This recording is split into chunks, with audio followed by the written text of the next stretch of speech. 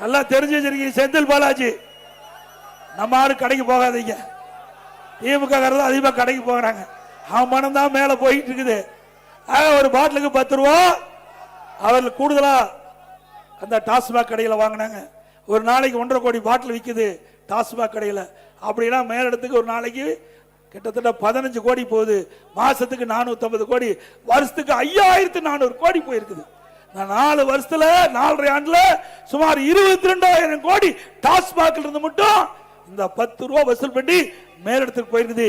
இப்படிப்பட்ட ஊழல் அரசு தொடர வேண்டுமா? அண்ணா திமுக ஆட்சிக்கு வந்த பிறகு இதையெல்லாம் விசாரிக்கப்பட்டு இதில் யார் யார் தவறு செய்தார்களோ அவர் மீதெல்லாம் கடுமையான நடவடிக்கை எடுக்கப்படும். அதே போல நீங்க நகர்ப்புற வளர்ச்சித்துறையில் அங்க பணியாளர் நியமிப்பதில் 800 கோடி ஊழல். அது இன்னும் கொஞ்ச நாள்ல போறாங்க. பாதி மந்திரி உள்ள இருப்பாங்க. தேர்தல் நேரத்தில் கவலைப்பட வேண்டியதே இல்லை.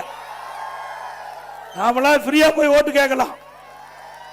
ஏன்னா எங்க யாரா இருப்பாங்களோ அங்கங்க இருப்பாங்க. ஆனா எதிரியே இல்லாம போயிருவாங்க.